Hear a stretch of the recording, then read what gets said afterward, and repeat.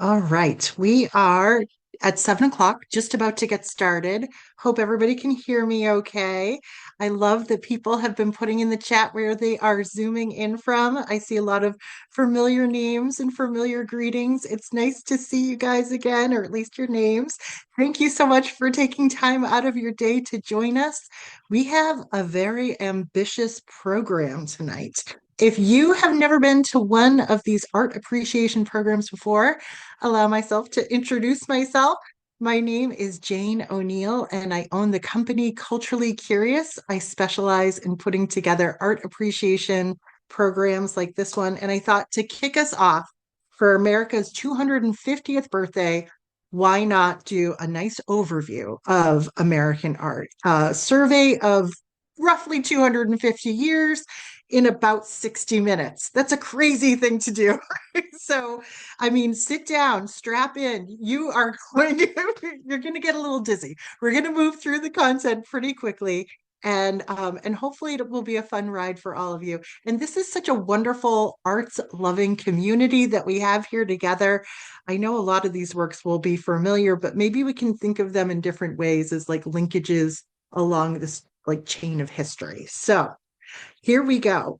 We are diving into the masterworks of a nation. Let me give you a sense in terms of how we'll spend our time together. We have our program overview here, and surprise, surprise, we're going to be moving through our content chronologically. So we're going to get started off with a couple of important faces, some history paintings, some beautiful vistas from the Hudson River School, and then we shift gears. The Civil War changes everything. We'll see how that impacts art all the way up through the end of the 19th century. And then we will look at this very fertile period in between the two great wars. We've got the Harlem Renaissance, we've got regionalism and social realism, which we haven't spent too much time looking at together yet. And then America takes the lead, comes out from behind the long shadow of European art and innovates something that sort of takes the world by storm. So we'll be looking at some abstract expressionism, and then we turn our attention to what America does best, really, which is consumerism. It's shopping. We'll look at pop art, and then we'll take a look at some protest art too. We will wrap everything up with some diverse perspectives, some more contemporary art, novel forms of art making, and really interesting artists. So, like I said, a lot to cover. Let's dive right in. And I should mention too the flag that we've been looking at. We will be getting back to that one as well. And there is more than meets the eye there. So let's dive right in to defining America. We're going to get started with this kind of unusual image here. This is outside of our 250 years, but it's a good example of early American art. And it's here to remind us of a couple of important things. First of all, people who came to the New World and made it big, they wanted to immortalize themselves. They wanted to prove that they had done well in the New World, right? So they want these portraits that are, in so many ways, referential to European portraits. And the problem is that here in America, almost every artist was self-taught.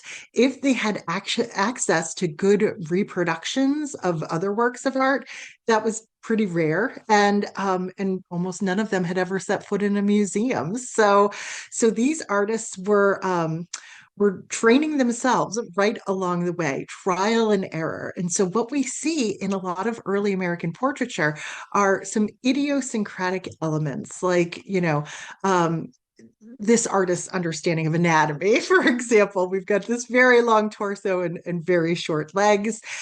He took a good stab at linear perspective here with the tiles, but he doesn't quite get it right. So the end result is something that is provincial, it's aspirational, and it is uniquely and endearingly American. It's our good reminder, too, that we are falling under that long shadow of Europe, and we're going to stay there really until the 1950s. But everything changes by the time we get John Singleton Copley. This is, of course, his famous portrait of Paul Revere. This was painted in 1768 before Revere's famous ride. And I think it's worth noting that this self-taught artist in America is able now to produce the kind of illusionism that most European artists were working in. So now we're no longer aspirational. We've arrived, right? So we have the illusion of a three-dimensional space. This is like what every artist since the Renaissance has been aspiring to, this notion of your frame being like a window onto another world that you feel like you could reach right through and touch and access. And the textures here are spot on. The shine of that table and of the teapot and those billowing sleeves. I mean, John Singleton Copley just nails it. And what I love here is that we have sort of this interaction, this confrontation between an artist and an artisan. And there was probably no real distinction between the two of them. And we have Copley rendering Paul Revere as not just somebody who's skilled with his hands, but somebody who is thoughtful and intellectual, cupping his chin this way. So we see in so many ways it's a revolutionary picture. So this is just getting us started. We have artists now who are interested in sort of cementing early American history, including the artist Benjamin West, who decided in order to be better trained, best trained as an artist, he would go to Europe and he would actually start his own school in London for American artists. Here we have a picture about American history, about a treaty that had taken place between Penn and the Native Americans about 100 years prior. So this is a painting from 1772, and it's of a historical event that took place in the 1600s. So what Benjamin West has sort of done here is he's carefully studied European history painting, and he has applied those rules to his American subjects here. Most notably, the fact that we are looking at Native Americans, indigenous people here, but it's not so much a study of their culture. Instead, he's sort of applying the notion of like a philosopher type to his subjects here, because of course he wasn't at this event. He's imagining it.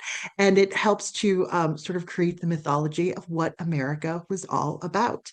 Now, this is a different kind of history painting here. This one is by the artist John Trumbull, who was actually an aide to General George Washington. And he was there at the Battle of Bunker Hill. He witnessed all of it and then he painted it about 11 years later. So it's not as fresh as like recent eyewitness experience. And what we do see is that John Trumbull was still relying on traditions in art history to inform his composition here. He is creating the story of martyrdom for a very popular general, General Boren, who we see lying on the ground here being cradled by another soldier who's preventing him from being bayoneted. So this is relying on images of like lamentations and the dying Christ and that sort of thing. And otherwise, he's captured sort of like the swirling chaos of war on the battlefield here. Now, this is a battle for power. It's playing out here in Boston. Now we turn our attention to this parlor, which is another field of power here, isn't it? This is Edward Savage's painting of the Washington family from 1796. And we see George and Martha Washington and their grandchildren sort of like securing their legacy here. And we see all of these little symbols of power in this painting. We have George Washington's ceremonial sword right here next to his hand. We have Martha Washington pointing with her fan to a map of Washington, D.C., and specifically where the future White House was going to be built. And then we even have the grandson over here who's resting his hand on this globe, which curiously doesn't have any countries on it. But throughout the history of art, when you put your hand on a globe, it's generally a symbol of like global power, global domination. And then we also have this fifth figure here. This is almost certainly George Washington's personal valet, an enslaved man named William Lee. And so, what Edward Savage has captured here, sort of inadvertently in this painting, is the moral contradiction that's at the foundation of this country. So, we see these sorts of things in paintings. They weren't intended to reveal that. In this case, Edward Savage was probably thinking about, adding a little bit of Virginian flavor to this particular scene or depiction of a plantation owner. But of course, we see that that slavery was such an important part to building America's foundation and this base of power here. We're going to stay with Washington for just a moment, and we're going to turn our attention to Gilbert Stuart's unfinished portrait of Washington. This is actually from the same year, 1796. This is known as the Athenaeum portrait. There's also an unfinished portrait of Martha Washington, too. Now, Gilbert Stuart was a celebrated portrait painter. He had a great way of sort of giving people pink rosy cheeks and a little bit of a glow somewhere on their face, like a little shine. It enlivened their faces. Although I think most of us would never say that George Washington looks particularly lively here. What he has captured instead is like a new kind of leader. George Washington is not wearing a crown. He's not wearing a military uniform. Instead, he's like almost an accessible person to us, right? And he gives us this sense of like a restrained dignity, um, some Republican virtue here, right? And so now we have this new concept of what a democratic leader looks like. And so, of course, this image that we all own, it's the face of Washington on the $1 bill, we all have it in our back pocket, is now the very face of democracy. All of this dignified restraint, though, I have to say, I think some of it is he was just uncomfortable with those dentures, right? We're going to pivot away from Washington for just a moment and take a look at our first artist self portrait. And this is actually an artist that painted Washington several times. His name was Charles Willson Peale. And in this self portrait, he is welcoming us into his museum. This was painted in 1822. And we can see that his museum is part natural history. There's all these taxidermied birds in these glass cases. And then there's art along the top of the walls. There's even a giant mastodon skeleton, which the artist himself was involved in excavating.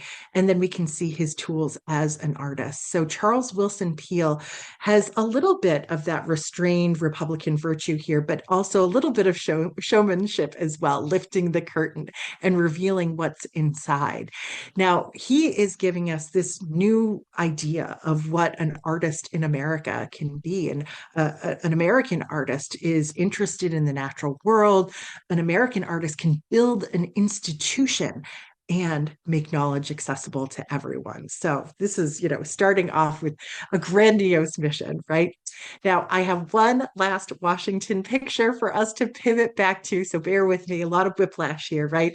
How could we talk about American art and not touch on Emanuel Lewitz's Washington crossing the Delaware? Now, this is such a strange picture in our history because it is iconic, right? We've all seen it before. We've all probably struck Washington's pose at one point or another, too. But Lewitz's image here was created about 75 years after the fact of George Washington crossing the Delaware. So we are so far removed from like eyewitness accounts or a real documentation of like a current event or anything like that. And so we have a lot of myth making that's happening here. We also have what art historians like to point out, it's a lot of problems with this painting. First of all, there's like two different light sources. We've got star, sun in the sky. We've got shafts of light coming down over here. We have a depiction of the American flag as it did not exist at that time. We've got Washington standing up in this boat as he most certainly did not probably and then these huge chunks of ice which look more like the Rhine River in Germany where the artist was from originally than the Delaware River. Now, having said all that, there's plenty about this painting that I actually really love, including the cross section of humanity that is in this boat here with Washington, giving us this sense that we're all in it together. Now, if you go to the Metropolitan Museum of Art, this enormous painting is almost always on view. It's the largest object in the American collection, and it's really hard to move it and even harder to store it off view. So it's there for us to take in. What's good for us to remember is that what we see here is not necessarily what happened that icy night in 1776, but it's what Americans needed to believe happened. It is a symbol, a unifying symbol of hope as America was heading towards the Civil War. and we'll be getting there shortly too. But we are going to sort of turn around and take in the breathtaking beauty of the American landscape before we get there. We have images from several Hudson River School painters, including Thomas Cole here. This is probably his most famous standalone painting called The Oxbow, which is this bend in the river here. And he's sort of showing us like America at a crossroads in terms of how America thought of its landscape. On the one hand, we have the wilderness primeval. We've got some lightning in the background. It looks like it just hit this tree in the foreground. We've got this wild weather, untamed uh, land here. We don't know what hides in these woods. And then over here, the storm has passed, the sun has come out, it's perfectly pleasant, and we see this cultivated landscape, this landscape that is very much controlled by men. So we have this moment where America is sort of wondering what will the American landscape become? What do we want it to be? So we have our next artist who sort of answers this. This is Albert Bierstadt's Among the Sierra Nevada Mountains from 1868.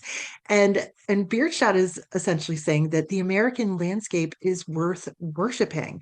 This is wilderness as a cathedral. We have these towering peaks. We've got crystalline water pouring down into this beautiful little lake here. And then we have this golden light that pours down as though it is a blessing. This is a landscape that is painted on a scale that is meant to inspire awe. This is paradise found, not wilderness feared. And this kind of painting is kind of proof of American greatness at this point. Now, I have one last landscape for us. This one is by the artist Frederick Edwin Church, and this is called Twilight in the Wilderness. I love this painting. To me, this painting is the standard by which every actual sunset I see in the world is measured. This is like the most glorious, over the top landscape with like these streaks of red in the sky and this golden light over the purple mountains here. So church is basically giving us a landscape that is pure spectacle. This is nature performing for us. And I love the little hints of light on the trees in the foreground here. Now, the year after he painted this image, the country was plunged into the Civil War. And so he kind of made a modified version and he called it Our Banner in the Sky. So now those streaks of red become the part of the American flag. And we can see that Church isn't being subtle here. He's saying that God is blessing America through nature itself and that the landscape is literally wrapped in the colors of the flag here. Like I said, you're never going to see the sunset in the same way after Frederick Edwin Church, right? So now we're going to come down from the heavens and we are going to get grounded here. We're going to go actually right to the battlefield. We're going to head there by way of the artist Winslow Homer. And Winslow Homer really got his start in painting by his time spent embedded with the Northern Army during the Civil War. This is a picture called Prisoners from the Front from 1866.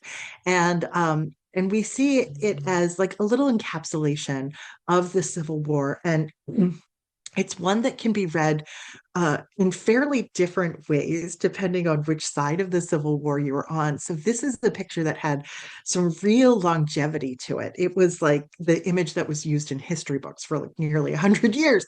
So we have on the right here a Union officer. This was actually a cousin to the artist, and he had captured, 1,000+ Confederate soldiers. But for the purposes of the painting, he is confronting these three soldiers here. And each one of them seems like a distinct personality to themselves, right? We have this young, sort of defiant, maybe he's an officer, Confederate, with the long hair and the hand on the hip. He seems like he's ready to sort of trade barbs with this Union officer. He seems very haughty.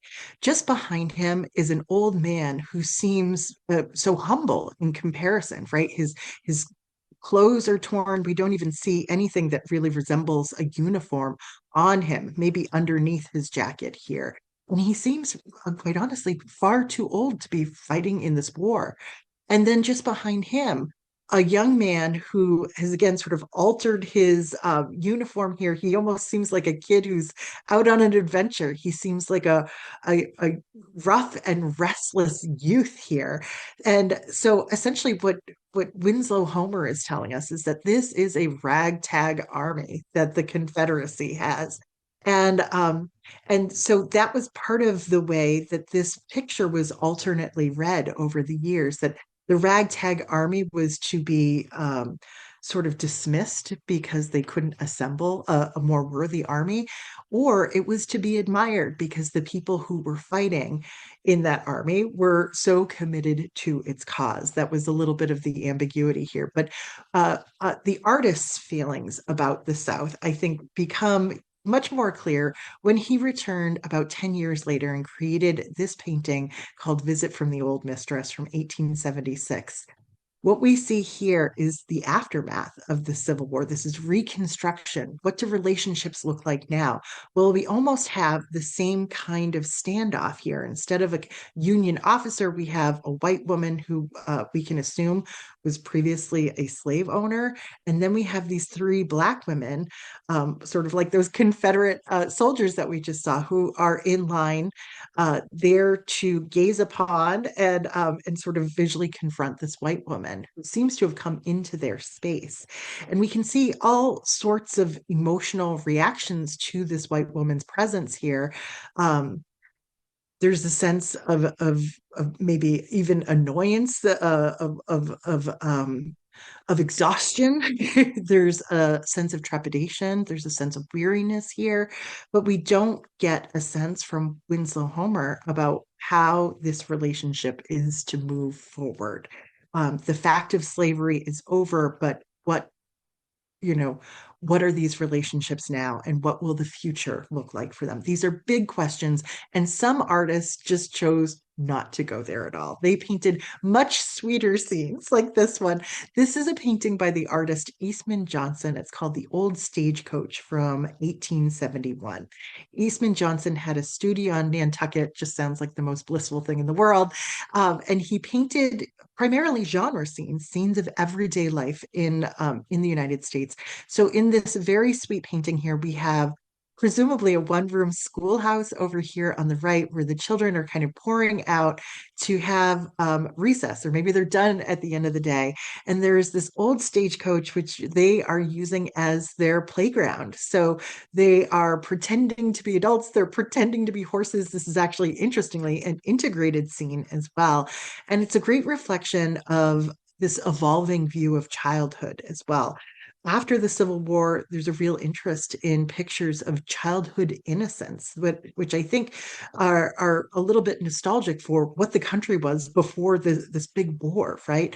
So we see this joyful, imaginative play taking place here, this wonderful sort of sun-dappled field. But we're going to leave this, and we have to leave the sunshine. We're going to head into a very dark amphitheater now, and we're staying in this kind of realist vein in terms of the style that artists were adopting. The artist here is Thomas Eakins, and this is, I think, his most celebrated work. It's called The Gross Clinic.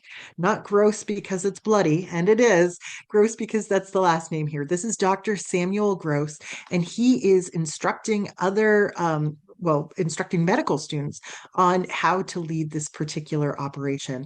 And it's a rather dark painting. Gross himself here has almost like a halo-like effect with the light on his head and in his hair. And we can see a little bit of blood on his fingers here as he pauses, presumably to lecture to everybody that's surrounding him. I always had trouble making sense out of what I was looking at with this surgery. These are the bottoms of socked feet. This is the sort of naked thigh and buttock of his patient, and we can see other surgeons are working on an incision on the side of that thigh. And then up here is where the patient's head would be. And we have a medical assistant who is anesthetizing him. So he's keeping this cloth over his face.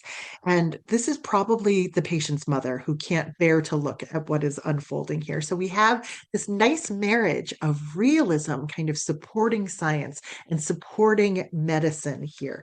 This is this is a whole different trajectory than, children playing outside. We're going to take realism sort of one step beyond into grand manner portrait painting. You all know what's coming up, and that is John Singer Sargent and his 1884 scandalous masterpiece, Madam X. John Singer Sargent was an American expatriate, mostly lived most of his life outside of the United States, and he painted this picture for the Paris Salon, really to kind of launch his own career. He was about 28 years old when he painted it.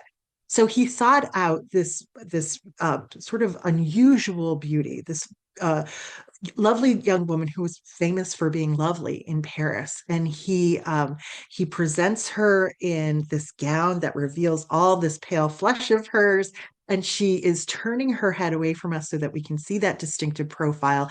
We can also see that she's kind of turning her arm, sort of corking her arm over here onto the table. So it kind of pops out her chest a little bit here.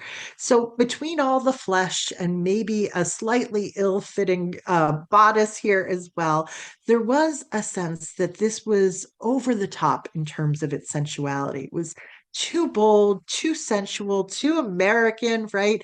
But the real problem was the way that Sargent had originally painted it, with this jeweled strap kind of coming over her shoulder. As one critic put it, one more struggle and the lady will be free. This dress will just fall right off of her, right? So it caused quite a bit of a scandal. And like with the ultimate kind of consequence being that people thought that John Singer Sargent didn't have the right kind of taste. He was humiliated by that. He repainted the strap so that it's situated firmly there on her shoulder. And then he basically ran off with his tail between his legs. And he kept the painting to himself for decades to follow, sold it to the Metropolitan Museum in 1916, and said, I suppose it's the best thing I've ever painted. It probably is, because in this case, the scandal made the masterpiece. We have another important American artist who was living in France at the end of the 19th century, and that would, of course, be Mary Cassatt. Mary Cassatt was the only American, the only outsider who was invited into the Impressionist circle. She was friends with them, she exhibited with them, and we can see some of that sort of effervescent Impressionist brushwork in both of these paintings. This is the Tea from 1880, and this is Young Mother Sewing from 1900 over here on the right. Both really lovely works. Now, she was an outsider, but she fit in. But part of the problem of painting in 19th century France for Mary Cassatt was the fact that she was an unmarried woman, and she really couldn't go out and seek out subjects in the same way that her male counterparts could. She needed a chaperone for basically everything. So that kind of relegated her to scenes with women, parlor scenes, nursery scenes, scenes within the domestic sphere. But Mary Cassatt painted them so well. She elevated that subject matter to a subject that was appropriate for fine art. Now, we also have an American homegrown impressionist. He was the leader of the American Impressionists. This is Childe Hassam. We have two works by him.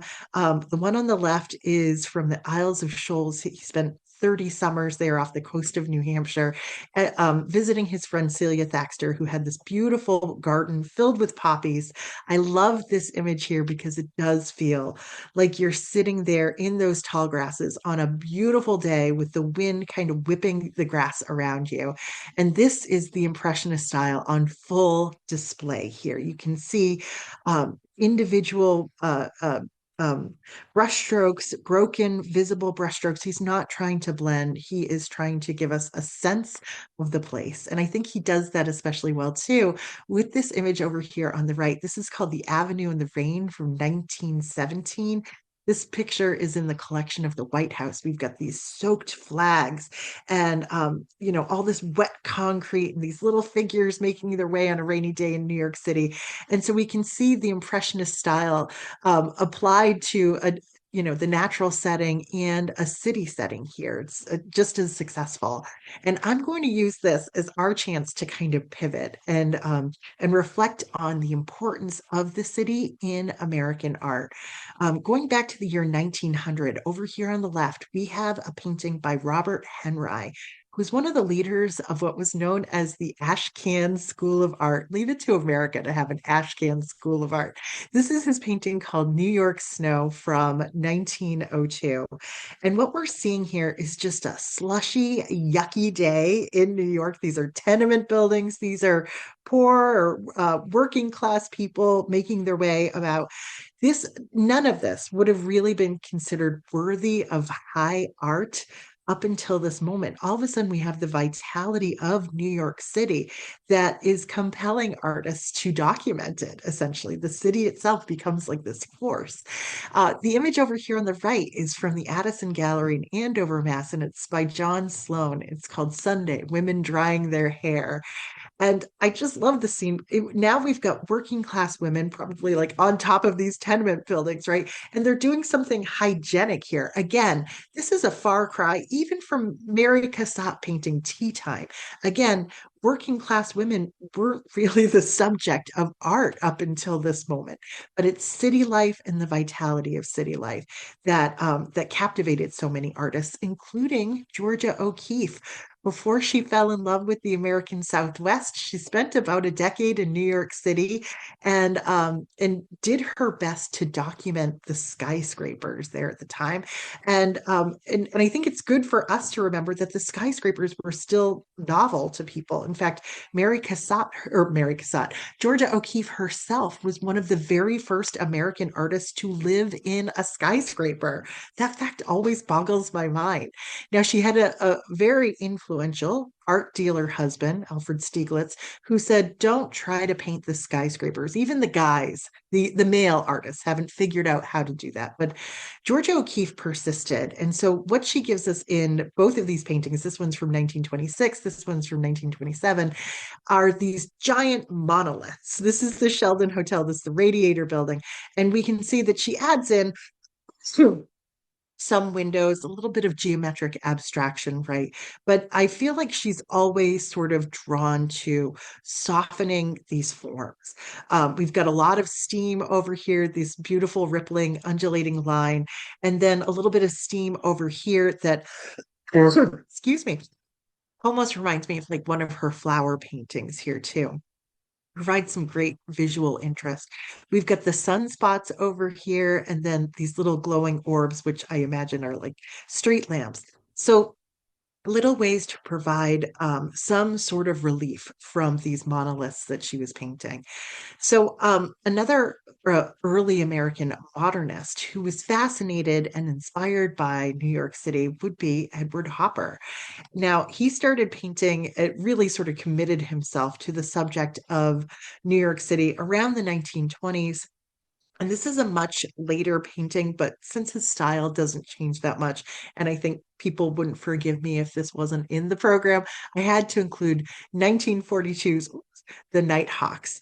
So this painting reminds me every time I see it how one Hopper scholar once said, that Edward Hopper makes a voyeur of us all. He paints these scenes and asks us to start peeking through people's windows. Here we are out on the sidewalk in a quiet night in New York City. It seems like the city is sleeping, and yet for some reason, the lights are on in this diner and we can see everything unfolding. And we can imagine what sorts of conversations are playing out. Are these two people there together? What's got them up in the middle of the night? He gives us this unobstructed view through this huge plate glass window that kind of functions like a movie screen. It's like we want to sit down and get our popcorn and figure out what's happening here. Uh, the beauty of Edward Hopper is that he's never going to tell you. He wants to leave a little bit of mystery. For now, we're going to stay in the city, but we are going to head uptown. This is our transition to Harlem. We're going to take a look at some important works from the Harlem Renaissance, turn our attention to regionalism and social realism. You might remember this self-portrait. This is, I think, our second artist self-portrait this hour. And this one is from 1925. It's about 100 years after the first one that we saw. And it's by the artist Archibald Motley, who was a Black man. He was formally trained at the Art Institute of Chicago. And I think what's really important for us to know here at the start of the Harlem Renaissance is that he was two generations removed from slavery. He oftentimes painted his grandmother, who had been enslaved. And the idea that just two generations after that, a Black person in America could potentially receive artistic training, could potentially become a professional artist is pretty astonishing to me because the system of slavery basically destroyed or aimed to destroy Black creativity. They forbade and outlawed reading and writing and so much creative expression. So the very fact of Motley's self-portrait here seems nothing short of miraculous to me. And here he is sitting in a three-piece suit with the palette and the brush right between us, sort of informing every bit about how we understand who he is. It's a declaration, it's a celebration that way. Now, I want to show you two paintings here that are pretty similar in many ways. These paintings are part of the Harlem Renaissance and a particular niche that is oftentimes referred to as Afrocentrism. This is called The Ascent of Ethiopia by Lois Mayu Jones. This is from 1932. Over here, we have a painting by Aaron Douglas called Building More Stately Mansions from 1944. And in both of these paintings, we can see like a giant pharaoh's profile. That maybe over here is a sculpture, maybe over here it's a person. We also see the pyramids and that sort of thing. So there's this notion here of reaching back, of like establishing a cultural heritage for Black artists in America, reaching all the way back to ancient Egypt. And what a cultural heritage to celebrate and to leap from. Because, I mean, ancient Egypt, I mean, these are still like some of the great wonders of the world, right? And they were built and established well, before Europe was even established. So we have Black artists in America saying these are our artistic roots. Slavery tried to destroy this, but this is the legacy that we are calling from here. And I think there's something really exciting about that. So, the last work from the Harlem Renaissance that I wanted to share with you, and this is our first sculpture so far. It's 1930 now, and the artist here is Augusta Savage. What we are looking at is a work that she called gamin, which is a French term for like a little streetwise kid. But this is a portrait bust of her nephew. And so, what we are looking at is a classical format for sculpture, head and shoulders. If you were going to sculpt an emperor in ancient Rome, this is the format you would use. And I don't think anyone up until this moment thought, oh, this is the format that you use to examine and carefully sort of appreciate the likeness of a Black child in America. So there's something really astonishing just about the format, but the full humanity and dignity she imbues in her subject here. And I just love showing every perspective possible because I love the set of his jaw. I love these kind of knowing eyes that he has here. You get such a sense of who he is, his intelligence, his individuality. He's not a symbol. He's just a kid, right? And in creating this image, we have Augusta Savage claiming the right to represent Black life on her terms. It's pretty astonishing. Now, are you ready for some whiplash? Because we're going to leave Harlem. We're going to the Heartland, and we are going to look at Grant Wood's American Gothic, which just seems so silly in comparison, right? It's one of the most famous paintings in American history, one of the most parodied, of course. And this is the opposite of looking at the full humanity of the subjects here. There is a flatness and a frontality to this picture that is so very different from what we were just looking at. This was also created in 1930. The artist here is from Iowa.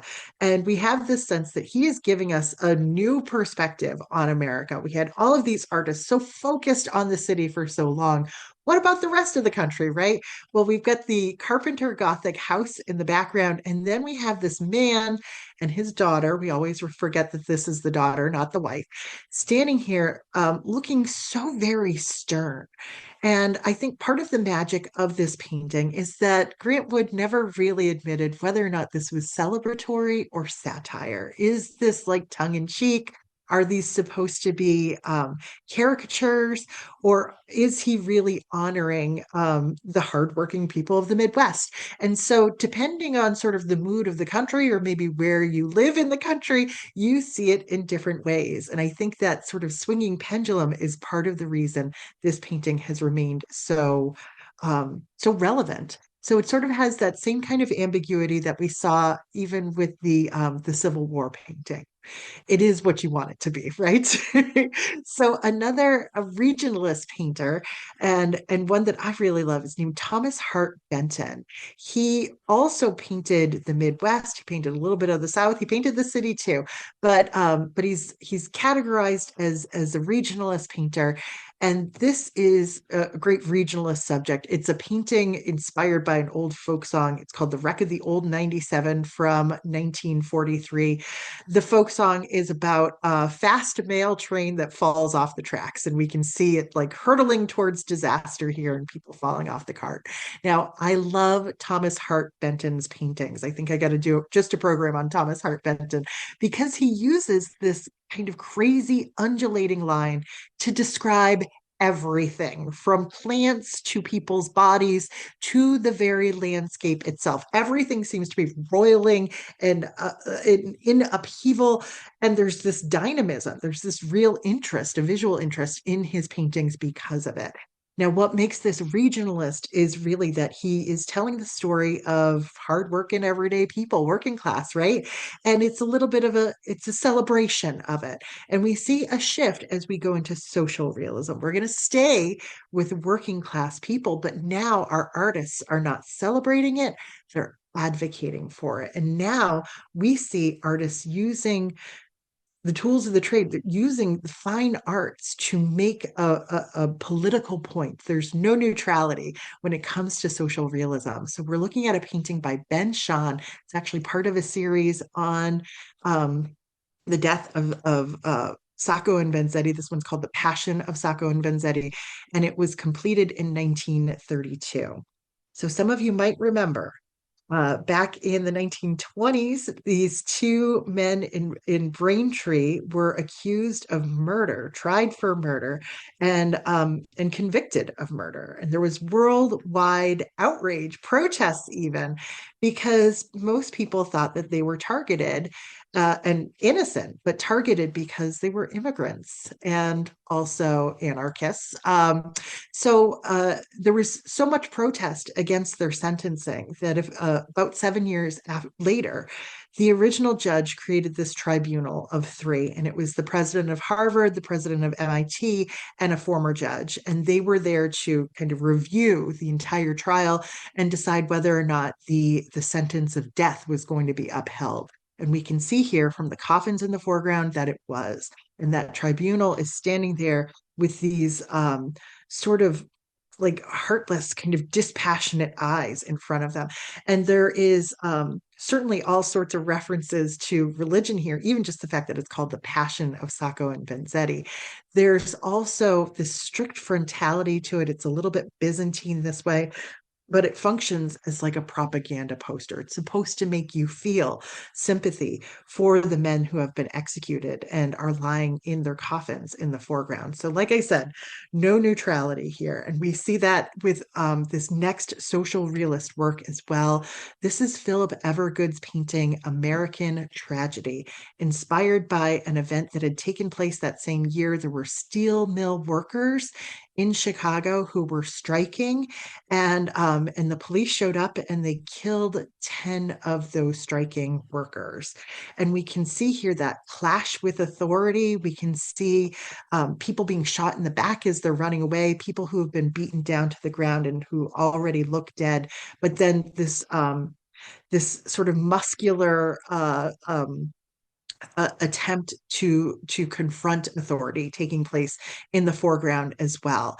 So Philip Evergood has us feeling the panic, the pain, the chaos, all of it in a picture like this. And again, it's an artist who is showing us working class people and saying this is a worthy subject matter for American art, and he's championing them as well. So now we've got a little bit more whiplash because it's 1943 and we have Norman Rockwell. And there's really nothing about Norman Rockwell that criticizes America in the same way that social realism does, particularly not in this series here, The Four Freedoms, which you could also kind of think of as propaganda for America during World War II. So we have these famous images of the freedom of speech, the freedom of worship, the freedom from want, and the freedom from fear. These paintings were inspired by Franklin Delano Roosevelt's State of the Union address when he said that every person on the planet was entitled to these four freedoms. And Rockwell was galvanized by this. He took this on as his own assignment, and he made these endearing images that look like they're populated by your friends and family, right? And so, in the middle of this great war, in the middle of World War II, Norman Rockwell is reminding Americans what they were fighting for, the values and the freedoms that were worth protecting. So there's a whole lot of hope in images like this. Now, post-war 1948, everything has shifted, everything has changed. We have a world that's seen the A-bomb, we have a world that's seen the Holocaust, and the mood is different. This is Andrew Wyeth's early masterpiece, Christina's World from 1948, and he was just 31 years old when he painted it. We have a woman who's kind of sitting on her hip in this tall grass in the foreground. We don't see her face, but her body, her upper body, is oriented towards this graying clapboard house in the distance. And even though we don't see her face, we sense the anxiety, the desperation, the yearning, all sorts of feelings that really hadn't been in American art until this moment. So even though so much of this painting looks really traditional, I think that the underlying emotional content of it seems profoundly modern. That's going to take us right into the 1950s. And this is when America comes out from beyond that long shadow of Europe and takes the lead. And we do so with these wild abstract expressionist works. This is, again, a little bit of whiplash, right?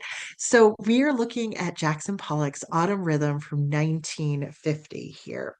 And what we see, what was so revolutionary about these works is that we have now gotten to a point in the art world where we have artists rejecting the centuries old striving, trying to make a picture that looks like a window onto another world, an illusionistic frame that you feel like you could stick your hand right through.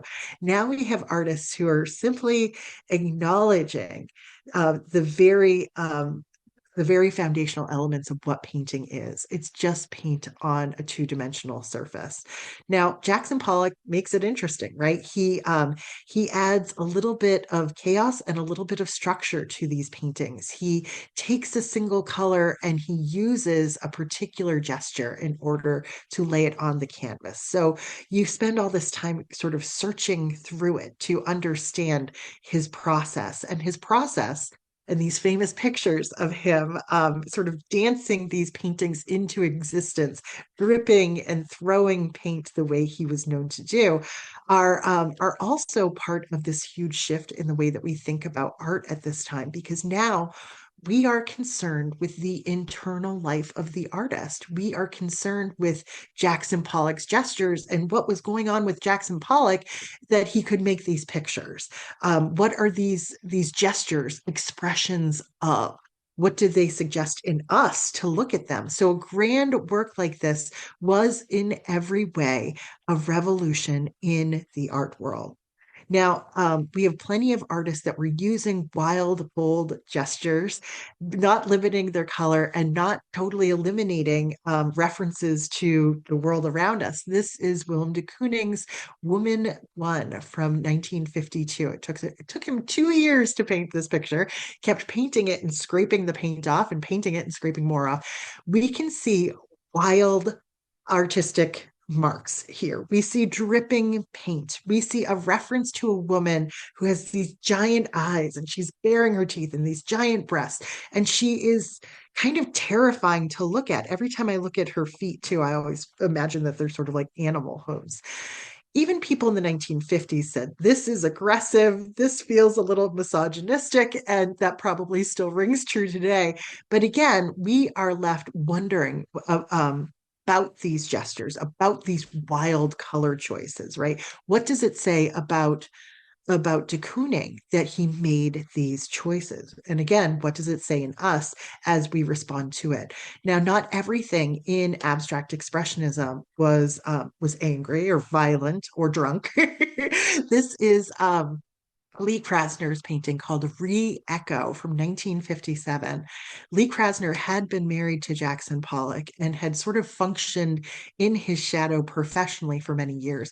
After he died in a car accident in 1956, she kind of emerges in a new way and on a grand scale, and with a work like this that we can sort of see through the lens of a woman who's been recently widowed here. We can see a sense of rebirth, maybe of rejuvenation, but there's all these pinks here and a sense of like a rootedness to the ground. There are these soft kind of curving sort of organic forms that feels like something's growing, right? And so, with a title like Rebirth, perhaps it is sort of like a renewal, or sorry, it's re echo, but it feels like rebirth, right? And so, with a work like this, we get something that is not just wild slashes. It feels organic and it feels hopeful. I have one last abstract expressionist work for you, and this one is by Mark Rothko. Mark Rothko is famous for this particular composition, stacked rectangles. He's also famous for his love of the color red. This one's called Four Darks in Red from 1958. And you engage with a Mark Rothko abstract work in a different way. These kind of glowing edges around these rectangles I always think of them as like these little fires, and they create this ambiguity. Are we looking at a landscape? Are we just observing these forms? You can stare at a work like this and it seems to kind of like expand and contract in front of you. This is like a work that is like made to contemplate. And sometimes they're painted on a grand scale, and sometimes they are in religious settings just for that purpose. Mark Rothko said he was painting pure human emotion. Um, Tragedy, doom, ecstasy. I see a little bit of doom here, maybe, but now we are as viewers asked to sort of stand back and take it in and reflect upon its impact on us. Now, things quickly shift as we go into the 1950s, 60s. We have the influence of pop art, and it all sort of gets started with an image like this one from Jasper Johns. This is 1955's The Flag. This is the image we started with. And the more you look at it, sort of like the less it makes sense. This is a painting in encaustic, which means it was painted with pigment and hot wax. There's a little bit of texture to it, a little bit of transparency, and you can probably just make out that he painted this flag over a collage of newspaper articles. So you kind of want to like see through the flag to what seems to be like a statement about what America is in 1955. So after that, you begin to think, is this a flag or is this a painting of a flag? What does that difference mean? Is this patriotic? Is it ironic? Jasper Johns refused to say. Essentially, he took one of the most loaded symbols in American culture and he kind of drains it of any meaning. It becomes a visual puzzle. and it becomes something that we have to then try to unpack. That's what so many of these pop artists do. We have Andy Warhol, of course, with his soup cans, presenting us all 32 flavors that Campbell's offered in 1962, and he's recreated their labels with almost like a mechanical precision here. I always say, like, his Campbell soup cans never make you cry. This is a world away from abstract expressionism. Nobody's trying to get inside the mind of Andy Warhol because he made himself so hard to kind of psychologically penetrate. Instead, Andy Warhol is telling us what's important in America, and it's brands, and it's consumerism, and it's repetition, and it's advertising. He also gives us the Golden Maryland, right? From 1962, the same year. He silk screens this movie star's face in this golden field here, and he tells us that the movie star is a saint and that consumer culture is our religion. I've got one last pop artist for you, and that is Roy Lichtenstein, another artist I want to do just to talk on him for. Roy Lichtenstein had a really interesting approach to painting. He would take actual comics and then just blow them up in large format on a canvas and faithfully recreate them. So this is a war comic here, a romance comic over here. This one's simply called Wham, and this one's called Oh Jeff, I Love You Too, but and we can see, oops, that he has even created those Ben-Day dots that we think of as being part of like the comic book aesthetic too. And he hasn't changed anything. He hasn't necessarily reinterpreted anything except for making something that is printed on, you know, low quality material, something that you would throw away once you're done. The only thing that he's changed here is that he's made it monumental, and he's asking us to consider it in a new way. And once again, we have an artist who's not telling us his true purpose in this. He's making us sort of wonder about all of it. Now, as we get towards the end of the 1960s, we have artists that are poking at and exploring the edges of patriotism through protest art. And this is a work by the artist Faith Ringgold, a Black woman who was making some pretty provocative paintings, especially in the 1960s, using the American flag as the foundation for a lot of her work. This is a painting called The Flag is Bleeding. And it's a shocking painting to look at, right? We don't really associate the stars and stripes with big bloody droplets here. We can see that there are three figures who are standing there with their arms linked. And if there wasn't all this blood, we would think that it's like a rah rah patriotic image. But someone is hurt here, right? Something is off. And we can see these kind of unfocused, sort of blase eyes on these two white individuals. It's a little bit harder to see the black man over here because his face is behind the stars. But we also see that in his hand is the only weapon here. He has the knife. He also seems to be the person who's bleeding, and he's holding his hand over his bloody heart to like sort of stave off the bleeding. But of course, that means that his body is now in the position of saluting the flag. So Faith Ringgold, with this provocative work here, is essentially telling us the cost of being Black in America. Of course, a work like this is part of the civil rights movement, part of, you know, the race riots that were happening at this time. And I think in many ways, it's a really smart critique. Got one last work for this section that maybe we can think of as protest art too. This is probably the most famous piece of feminist art ever made. This is Judy Chicago's The Dinner Party, which she finished in 1979. This was a big 5-year undertaking. It's hard to really convey the scale of what we're looking at here. But this is a table that is set for 39 people. There's an equal number of place settings on each end of the table, and there's no head of the table. Everybody's equal here. So Judy Chicago and a team of women created every ceramic place setting here and embroidered every table runner to personalize each spot at this table, honoring important women going back to like classical goddesses all the way up to Georgia O'Keeffe here. And in doing so, they did a number of really important, a couple of very important things here. First of all, they took all of these women whose contributions had been disregarded or dismissed by the historical canon and made something so big and so important that you could no longer ignore who those women were or what they did. And she also did this in the form of what was traditionally considered women's handicrafts, right?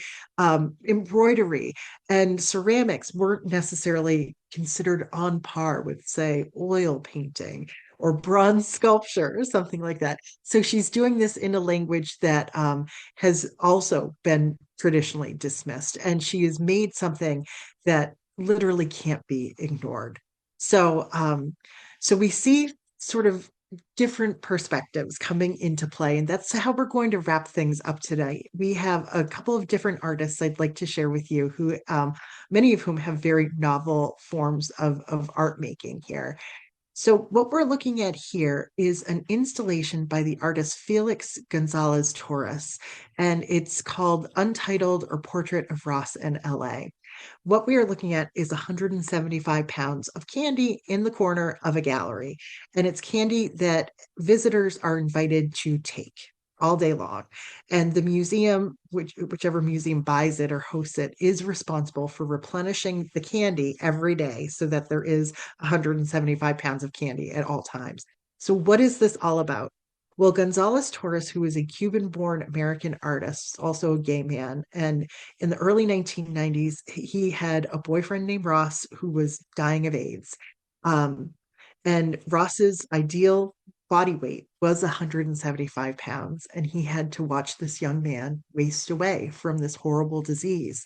So he created a portrait without a face, a memorial that's just made of these sweet, ordinary things. And this memorial, like his boyfriend Ross, is just slowly wasting away, continually diminished, and people are invited to contemplate that by keeping those little candy wrappers with them as they leave the museum. So I think it is a really sort of smart and heartbreaking work of art here. Now, the 1990s, very fertile ground for artists. Nick Cave, a Black American artist, was sort of traumatized by watching the footage of the LA police beating Rodney King. And he started to think about, is there a way to hide my identity? And he started creating these sound suits made up of just ordinary things, scraps of fabric, sequins, hair, twigs, what have you. And he's made dozens of them since.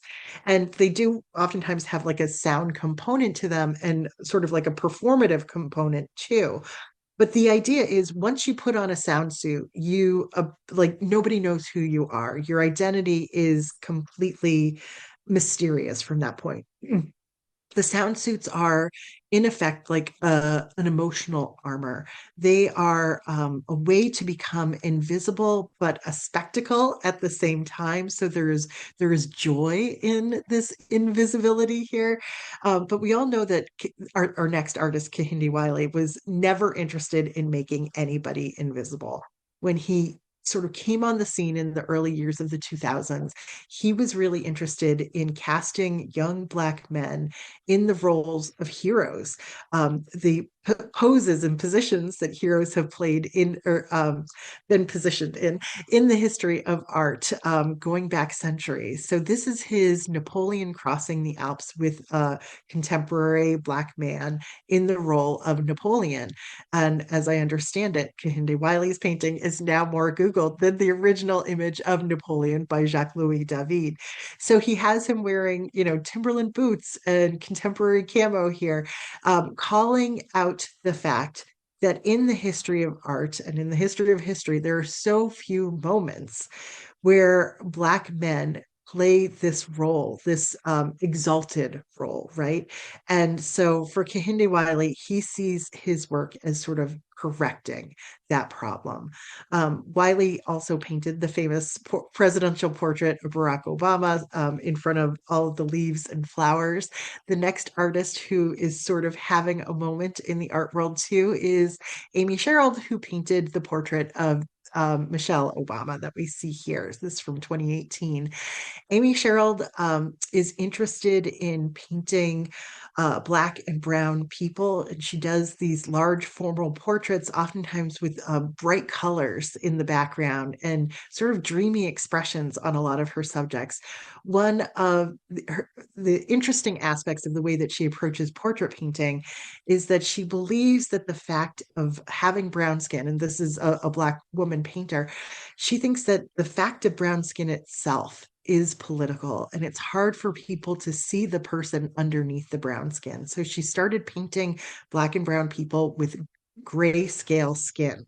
So there was a little bit of a backlash to that. People couldn't believe that the first Black first lady would have gray skin, but she painted such a sort of majestic and almost like ethereal portrait of Michelle Obama that I think it's been widely celebrated since then. Another artist who's having a moment, who's actually the most popular artist on the planet, is Yayoi Kusama. And she is a Japanese born American artist who's been around since the pop era. In fact, Andy Warhol stole some good ideas from her. Kusama has been struggling with mental illness throughout her life. And one of the things that was like a symptom of her mental illness early on were these hallucinations where everything was covered in polka dots. So, one of her more recent innovations was creating these mirrored infinity rooms that are kind of all the rage. They're very social media friendly. People stand in line for hours to get their 30 seconds inside one of Yayoi's mirrored rooms. And here we see one that's filled with these beautiful orange pumpkins. So now we have this sense of total immersion, of a pure experience of the self kind of dissolving into a work of art. We, could stand back and contemplate Mark Rothko painting, but this is art that invites you in. We have just two more artists. Hang on with me. This next artist, also having a moment in the art world right now, is Jeffrey Gibson. Jeffrey Gibson is a Native American man, and he's also gay. And he sort of uses his artwork to point to those aspects of his identity, specifically because Native American men, Native Americans, and gay men have been invisible for so long. So he's trying to combat that with bright colors and using traditional Native American techniques for building these costumes and for working on beading and that sort of thing. So these over life-size costumes here, he actually he exhibits them, but he actually performs in them as well. I'm sure you could probably find a video of him dancing in one of them, and they are a spectacle. You cannot ignore or become invisible when you wear something like this.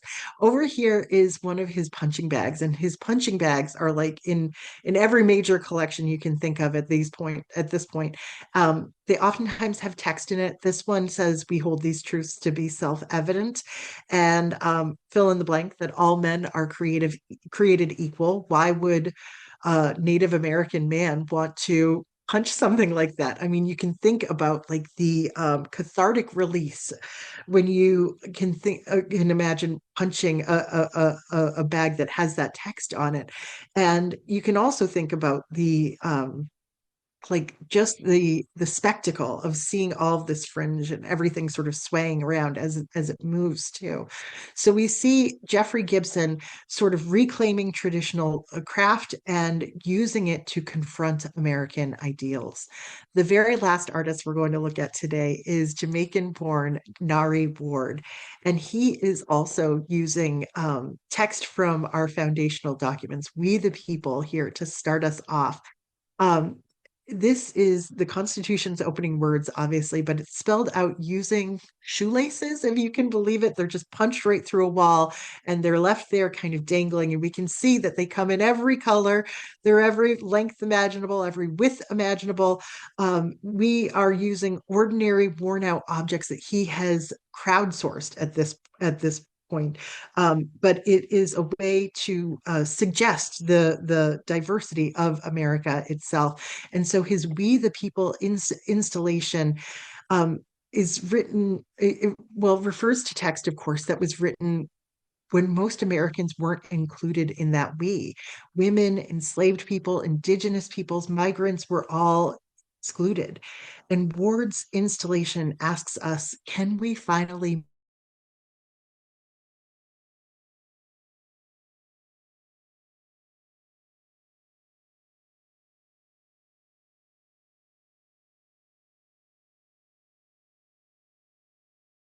seen artists celebrating grand narratives, depicting power, and then other artists redistributing it.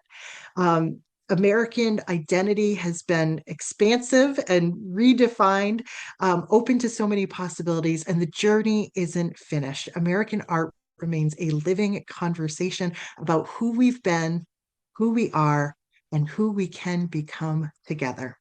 Thank you. Thank you, everybody, for all of your time and attention. We probably went a little bit late tonight. We did. I appreciate you sticking with me. It's so hard to get 250 years in there. I'm going to start looking at the chat and the Q&A. If you've got any questions for me, you guys always do. Let's see. What was the title of the painting with the white woman and several former slaves? That's called Visit from the Old Mistress, and that was by Winslow Homer, 1876. Mary Zoll, thanks for being here tonight. She said, back in the Civil War, the stagecoach at recess, did you say it was integrated? I don't see any blacks. Or did you mean co-ed? I do see boys and girls. Mary, thanks for asking. I will go back there and I will point out. Art historians generally agree that this child, let's see where she was. This child right here is a little black girl. I think you could probably make the case that this is a black boy. There's been some speculation about the significance of the fact that they have ropes around their necks. This might also be a black child here too. Thank you for asking, Mary. Um, Joe asked for a copy of the slides. Sure, Joe, just get in touch with me for my website, which is I Am Culturally Curious, and I can send that to you. Nancy Parker says, in O'Keeffe's skyscraper painting, the red triangle says Alfred Stieglitz inside. Yes, that's her husband's name, right? So I always think of that as like paying homage to him on one side over here. There's her husband's name in neon, right? But then you have that beautiful steam or smoke there kind of unfurling, and it's like going across these beams of like blue and green light, and I think of that as her. So you sort of have the couple on either side of the building here, and maybe her side is a little bit more beautiful. Joe, thanks for your very kind words. Upcoming events in February, thanks for asking. We've got our focus is going to be Jacob Lawrence. I've just finished up that program today, and his work is very inspiring. What a success he was. I mean, he's kind of a visual, his work is like visual powerhouse. So we should have a lot of fun with that when we reconvene in a month. Um, let's see, I'm looking at the chat now. Oh, thank you, Catherine, for your kind words. Judy, thank you too. And I'm sorry that it seems like I might have froze towards the end there. I apologize. Um, Hattie says, who was the artist who painted the sunset with the brilliant colors? Frederick Church. And that was Twilight in the Wilderness. That's in the collection of the Cleveland Museum of Art. What a knockout of a sunset, right? Um, Crystal says, I noticed what looked like an umbrella and a canvas bag in the oxbow painting. Oh, thanks for bringing that up. I didn't even touch on it. I wanted to. There's so little time. Yes, right down here. This is actually the artist who took cover during the storm. So he was probably painting right out there. Storm came through, and lucky for him, he didn't get struck by that lightning. Thanks for bringing that up, Crystal. Um, thank you for the very kind words, everyone. It means a lot to me. Um, let's see. As I was putting this presentation together, I kept thinking, why did I try to do this in one program? It should have been our task for the entire year, but it was kind of fun to cram it all in there. And Janine says, yes, Thomas Hart Benton worked with Jackson Pollock in the WPA. Yes, accurate. And it's interesting to think about that undulating line that Thomas Hart Benton had turning into Jackson Pollock's sort of dancing motif. And there is our Thomas Hart Benton there with those beautiful lines. Thank you, everybody, for these kind words. Oh, Sarah says about the Thomas Cole landscape. My impression of the storm wilderness on the left and the farmland on the right is that the storm is actually moving toward the farmland. Ooh. It's funny because I remember in one of my first art history classes in college, that was like the big question that we had. And I remember our wonderful professor was basically like, well, this is what art history is all about. It's finding what you like in these paintings and then going and exploring just that. So Sarah, you might have like a sort of a better knowledge or a particular interest in meteorology that could inform this interpretation. And that could very well be the case. It could be coming in, could be going out. I'm not sure. If anybody else wants to weigh in on that, please feel free. um, let's see here. Oh, thank you again, everybody. Thank you, Nancy Parker. I appreciate you. Oh, Sue, you're so sweet. Well, this is a highlight of my day. I always look forward to working with all of these communities because you guys have just become these amazing and I love the feedback that you give and your insight into all of these paintings.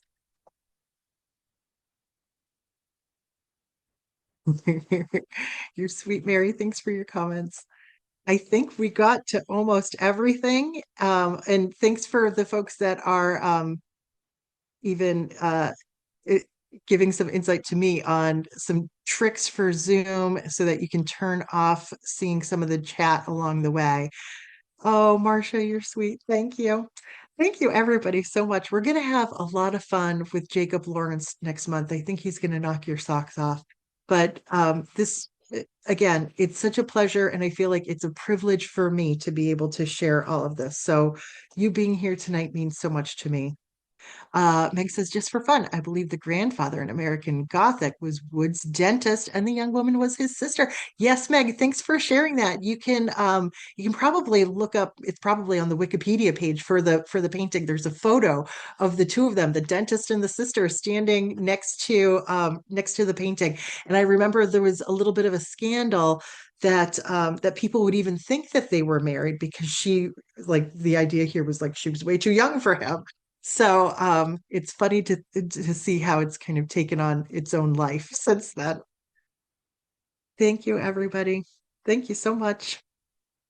Well, I look forward to seeing you next month, and I appreciate all of you. Take good care. Tell everybody you know everything, everything you know now about American art, and we'll see you soon. Have a great night.